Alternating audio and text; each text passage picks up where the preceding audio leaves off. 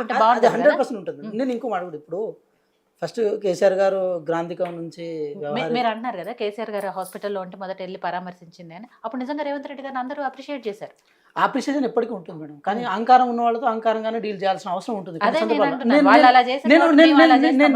నేను ఒక మాట చెప్తున్నాను. ఇప్పుడు కేసీఆర్ గారు గ్రాంధికం నుంచి వ్యవహారికానికి, వ్యవహారికం నుంచి మాండలికానికి, మాండలికానికి నుంచి భూత పురాణానికి వచ్చారు లాస్ట్.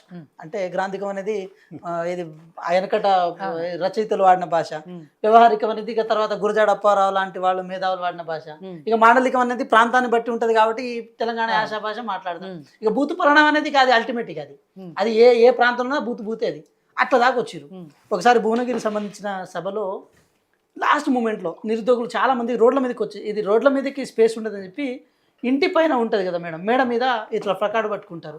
కేటీఆర్ గారు మాకు ఉద్యోగాలు ప్రాపర్ వేలో మీరు కల్పించడంలో కొంచెం మీ లోపం అయిందని చెప్పే ప్రయత్నం చేస్తారు. ఆ కాంగ్రెస్ పార్టీ చెత్త నా కొడుకులను అడగండి అని చెప్తాడు కేటీఆర్ గారు. ఇప్పటికీ ఆ రికార్డు మీరు తీయండి. ఎస్ 100% చెప్తున్నా. దీని మీద మేము స్పందించినాం. మేము కాదనట్లేదు మేడం, నా మాట మాట్లాడారు ఇవన్నీ ఆయన ఎగ్జాంపుల్ తో సహా పదాలతో సహా చెప్పారు ఇందాక రామ్. బట్ మేము అదే ఫాలో అవుతాము, వాళ్ళకి అలానే సమాధానం చెప్పాలి అంటే ఎట్లా? ఒకటి చెప్తున్నా మేడం, ఒక విషయం ఏంటంటే తెలంగాణ ప్రజల మీద ఏ రోజు మేము ఆ భాషను ప్రయోగించలేదు. తెలంగాణ ప్రజల మీద కానీ అంటే మహిళల మీద కూడా మేము ఏ రోజు ఆ భాషను ప్రయోగించలేదు. ఇంతవరకు నేను చెప్తున్నాను రామ్ గోపాల్ సార్, కవిత గారిని ఏ రోజు మా పార్టీ వాళ్ళు తప్పుడుగా దూషించం కూడా. కానీ ఎవరిని మనం ఆ భాషతో అంటున్నామంటే దాని తగ్గట్టు ఆ వ్యక్తి ఉన్నప్పుడే చేస్తాం. ఎవరు నార్మల్ వ్యక్తుల మీద ఎక్కడ మేము ఆ భాష ప్రయోగించలేదు. కానీ కేసీఆర్ ఇప్పుడు యద్భావం తద్భవతి అంటారు ఏది భగవద్గీతలో. మనం ఎట్లా ఆలోచిస్తాం అట్లా తయారవుతాం. మనం ఎట్లా ఆలోచించి ఎట్లా వేట వాళ్ళని గౌరవిస్తాం అట్లా చేస్తాం. సరే కేసీఆర్ గారు కేవలం కాంగ్రెస్ పార్టీని దూషించారని అది కూడా కాదు, సొంత పార్టీ వాళ్ళని ఇక డైరెక్ట్గా చెప్పాలంటే బూతులు తిట్టిన సందర్భాలు ఉంటాయి. మరి అలాంటప్పుడు వాడి భాషని వారిని ఇప్పుడు ఆయన ఆ భాష వాడుతున్నప్పుడు మరి వాళ్ళకు కూడా అదే భాష అర్థమవుతుందని మేము ఫీల్ అవ్వాలి కదా మేడం. ఇప్పుడు మేము వారేమో బూత్ మాట్లాడి మేము గ్రాంధికం మాట్లాడతానంటే మరి వారికి అర్థం కావద్దు మళ్ళీ. ఎందుకంటే ఇప్పుడు నా వీపు నాకు కనపడతలేదంటే అది కూడా కరెక్ట్ కాదు కదా. విజిత గారు ఒకవేళ నేను మీకు చూపించిన అనుకో 4,000 నాకు చూపిస్తాయి, అది జరిగేది అది. సో కాబట్టి విషయం కేసీఆర్ గారి విషయంలో కేటీఆర్ గారి విషయంలో సరే అది కేసీఆర్ గారితో నాకు అనుకున్నాం మేము, అది కేటీఆర్ గారి దాకా పాకింది. రేపు హిమాంశు గారి మాటలు కూడా మేము వినాలా? కాంగ్రెస్ గాంధీ ఉన్న పార్టీ, గాంధీ అని చెప్పిండు ఈ చెంప కొడితే ఆ చెంప ఇవ్వన్నాడు. పాటించాలి కదా, మళ్ళీ మీరు పాటించలేరు కదా.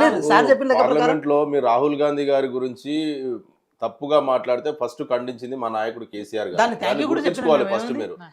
దాన్ని గుర్తించుకోవాలి. మేము ఏది మాట్లాడితే అదే మాట్లాడినాం.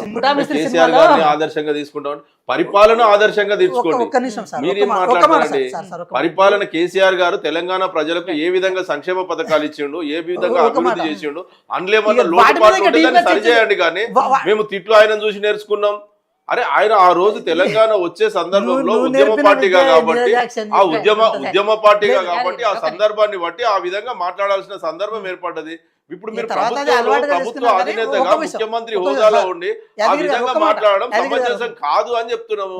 తెలంగాణ ప్రజలు నేను కాంగ్రెస్ పార్టీ వ్యక్తిని, మీరు బీఆర్ఎస్ పార్టీ వ్యక్తిని.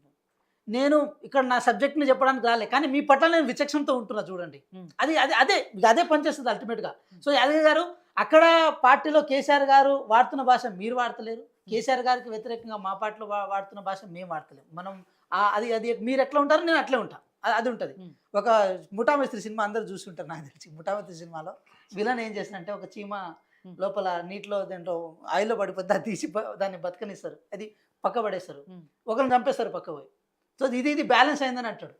సో నేనేమంటున్నా అంటే కేసీఆర్ గారు ఈరోజు ఒక మాట అనేసి అంటే అప్పుడేదో అన్నాను కాబట్టి ఇప్పుడు నేను అనలేదని చెప్పడానికి ఉండదు. ఇక్కడ విషయం ఏంటంటే మేడం మీరు చూడండి, తెలంగాణ యాస భాషను దాన్ని వక్రీకరణలో భాగంగా చేసి ఇష్టం వచ్చినట్టు మాట్లాడే ప్రయత్నం చేసింది. దానివల్ల ఆయన కాన్సిక్వెన్సెస్ ఫేస్ చేస్తూ వస్తున్నారు. ఇప్పుడు హిందుగాలు బొందుగాలను ఒక మాట అనే ప్రయత్నం చేసింది, దానివల్ల ఎట్లా రిజల్ట్ వచ్చిందో మనం చూడాలి. సో మేము ఏమంటున్నాం, దాంట్లో మేము లోపాలు మేము గుంజుతున్నాం, కానీ ప్రజలైతే అర్థం చేసుకుంటారు కదా. ఇప్పుడు ప్రజలు కూడా అలాంటి ఎక్స్పీరియన్సెస్ మీకు కూడా ఉన్నాయి కదా, మళ్ళీ మరి అలాంటప్పుడు మీరు అదే ఎందుకు ఫాలో అవుతున్నారు అంటున్నారు. ఒకటే చెప్తున్నాం మేడం, ఒకటే చెప్తున్నాం. మేము అహంకారంతో ఏ మాట కూడా మేము మాట్లాడతాం, ఆ ప్రదర్శన మాకు అవసరమే లేదు. కానీ ఒకటే చెప్తున్నాం, కేసీఆర్ గారు వాడిన భాషనే వాడాల్సిన ఆవశ్యకత ఏర్పడుతుంది. అప్పుడే ప్రజలకు వాస్తవం ఏందో అర్థమయ్యే ప్రయత్నం ఉంటుంది.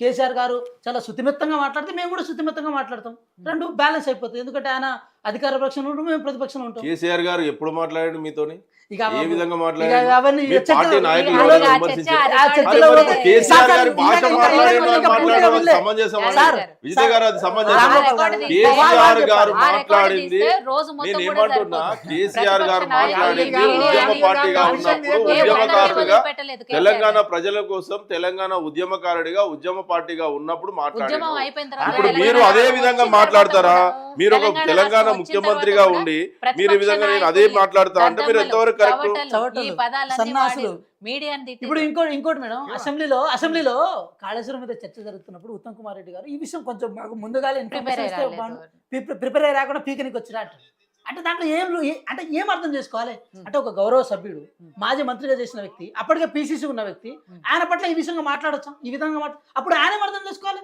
ఆయన కూడా అదే భాష చెప్తారు.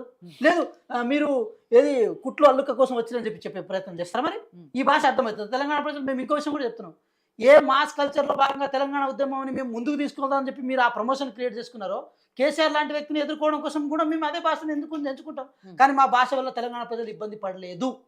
ఈ విషయం స్పష్టంగా చెప్పే ప్రయత్నం చేస్తాం. ఒకటి మాత్రం ఒకటే చెప్తున్నాం. ఆయన ఎక్కడ కూడా రేవంత్ రెడ్డి గారు ఎప్పుడు మాట్లాడినా కూడా సరే కేసీఆర్ గారు అంతే బీఆర్ఎస్ తెలంగాణ ప్రజల్ని మాత్రం ఎక్కడ ఆయన అనలేదు. ఎందుకు ఇప్పుడు అదే చెప్తున్నాను కదా మేడం, మీరు ఒకవేళ నాకు చూపించారనుకోండి, 4 వేలు నాకు చూపిస్తాయి.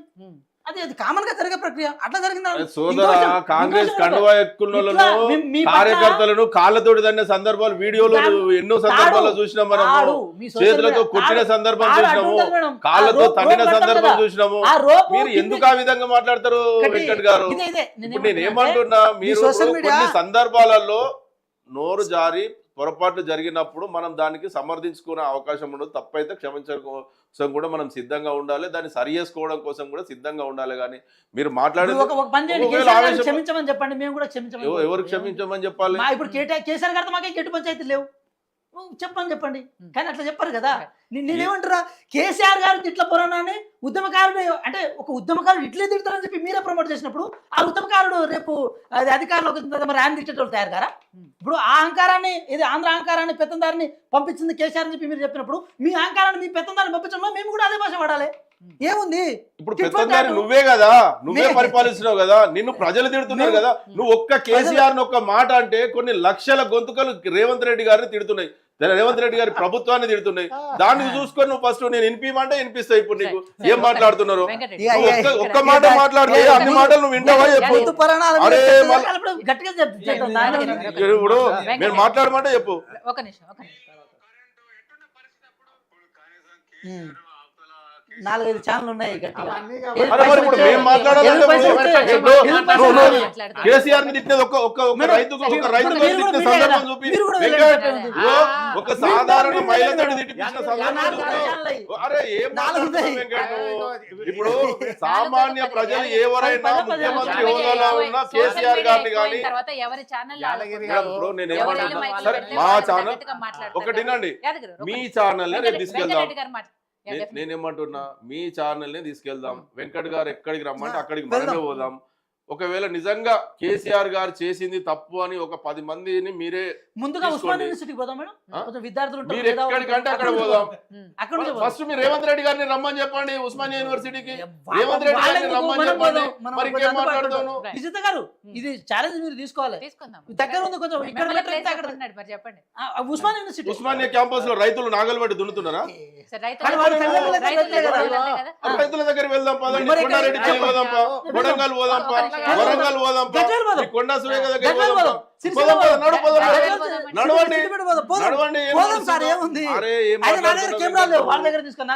ఏమంటున్నా, మనం మాట్లాడేటప్పుడు నిజాలు కూడా కొన్ని ఒప్పుకోవాల్సిన సందర్భాలు ఉంటాయి. నిజాలు ఒప్పుకోవాలి. మీరు జరిగిన తప్పులు ఏం జరుగుతున్నాయో దాన్ని సరి చేసుకోవడం కోసం ప్రయత్నం చేయాలి. కానీ కేవలం కేసీఆర్ గారిని టార్గెట్ పెట్టడంలో మీకేం వచ్చిన ప్రయోజనం ఏం లేదు. మీ టార్గెట్ అంతా మీరు ఇచ్చిన హామీలను నిలబెట్టుకోవడం కోసం మాత్రమే. మీరు ఇచ్చిన హామీలు నిలబెట్టుకోండి. వెంకటరెడ్డి గారు, విజయశాంతి గారు, ఎలక్షన్ల ముందు వరకు మీ పార్టీలోనే ఉన్నారు. ఏం జరిగిందో ఏమో తెలియదు కానీ ఎలక్షన్ల ముందు కాంగ్రెస్ పార్టీలో ఆవిడ జాయిన్ అయ్యారు. సరే, నిన్న ఎమ్మెల్సీగా ఆవిడ ఏకగ్రీవంగా ఎన్నికయ్యారు కాబట్టి ఆవిడ ఒక స్టేట్మెంట్ ఇచ్చారు ఇవాళ. రాబోయే రోజుల్లో తెలంగాణ వ్యతిరేక శక్తులను బీజేపీ రాష్ట్రంలో దింపాలని చూస్తుంది. బాంచన్ని కాళ్ళు మొక్కుతా అనే పరిస్థితిని బీజేపీ మళ్ళీ తీసుకురాబోతోంది. అందుకే ఉద్యమ నాయకులను తొక్కేస్తున్నారు.